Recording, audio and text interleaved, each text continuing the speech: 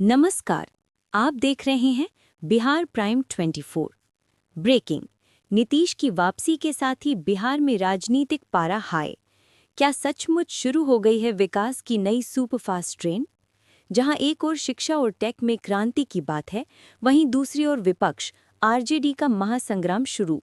सड़क से लेकर सदन तक आग और बवंडर, जोरदार हंगामा और आर पार की लड़ाई। टक्कर आमने सामने। क्या नीतीश की विकास गति विपक्ष के आंदोलन के भयंकर शोर को पूरी तरह शांत कर पाएगी?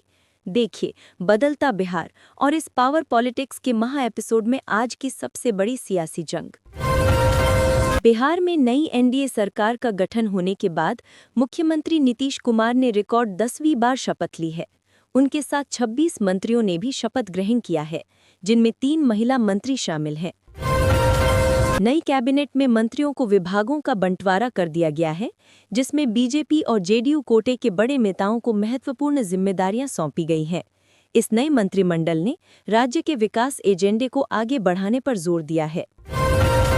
विधानसभा चुनाव के बाद विपक्ष के नेता तेजस्वी यादव ने मुख्यमंत्री नीतीश कुमार को शपथ ग्रहण पर सोशल मीडिया के माध्यम से बधाई दी है।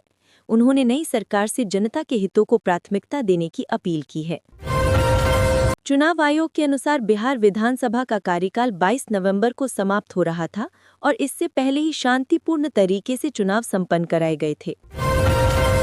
राज्य में बड़े स्तर पर मतदाता सूची के शुद्धिकरण का कार्य किया गया था, जिसमें 243 ईआरओ और 927 बीएलओ ने मिलकर कई वर्षों के बाद ये कार्य पूरा किया था। बिहार विधानसभा चुनाव में एनडीए ने भारी जीत हासिल की है, जिसके बाद प्रधानमंत्री नरेंद्र मोदी ने राज्य की जनता को धन्यवाद दिया और इसे विकास की जीत बताया। आरजेडी नेता और पूर्व उप मुख्यमंत्री तेजस्वी यादव ने चुनाव परिणाम के बाद कहा कि महागठबंधन जनता के मुद्दों को उठाते हुए विपक्ष की भूमिका सशक्त तरीके से निभाएगा। एनडीए ने अपने संकल्प पत्र में औद्योगिक क्रांति के लिए 1 लाख करोड़ रुपए के निवेश का लक्ष्य रखा है, जिसका उद्देश्य हर जिले में फैक्ट्री स्थापित करना है। घोषणा पत्र में जननायक कर्पूरी ठाकुर के नाम पर किसान सम्मान निधि की शुरुआत करने और 50 लाख पक्के मकान की गारंटी देने का भी वादा किया गया है। एनडीए सरकार एक्सप्रेसवे और रेल से बिहार की रफ्तार बढ़ाने पर जोर देगी, साथ ही 10 नए शहरों में घरेलू उड़ानें और 4 नए शहरों में मेट्रो सेवा शुरू करने का भी संकल्प है।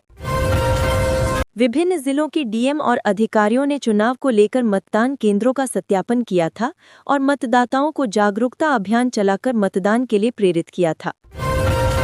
मुजफ्फरपुर, कटिहार, आरा समेत कई जिलों में चुनावी गहमागहमी देखने को मिली, जिसमें नेताओं के प्रचार अभियान और दल बदल की खबरें सामने आईं। जेडीयू के कार्यकारी अध्यक्ष संजय झा ने राहुल गांधी पर निशाना साधते हुए उन्हें पॉलिटिकल टूरिस्ट बताया और कहा कि जो अपनी पार्टी नहीं संभाल सकते वो बिहार क्या संभालेंगे। बिहार के बेगूसराय के एक जज ने प्रधान जिला जज द्वारा अपने से केस स्थानांतरित करने पर अपनी पीड़ा व्यक्त करते हुए कहा कि उनके मनोबल को बुरी तरह ठेस पहुंची है। बिहार पुलिस का एक वीडियो वायरल हुआ था, जिसमें एक व्यक्ति को दुर्व्यवहार और थप्पड़ मारा जा रहा था। बाद में उससे धमकी भरे कॉल भी आए थे। बिहार में छठ पूजा, जो कि एक महत्वपूर्ण क्षेत्रीय त्योहार है, के अवसर पर राज्य में व्यापक रूप से बैंकों और सरकारी कार्यालयों में अवकाश घोषित किया गया है।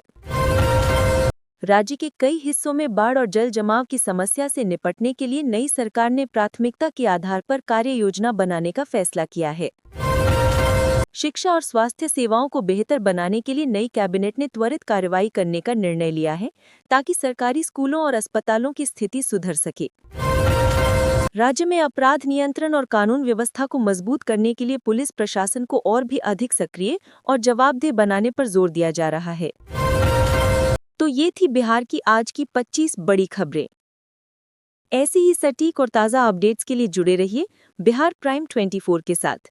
लाइक, शेयर, कमेंट और सब्सक्राइब करना ना भूलें। जय बिहार।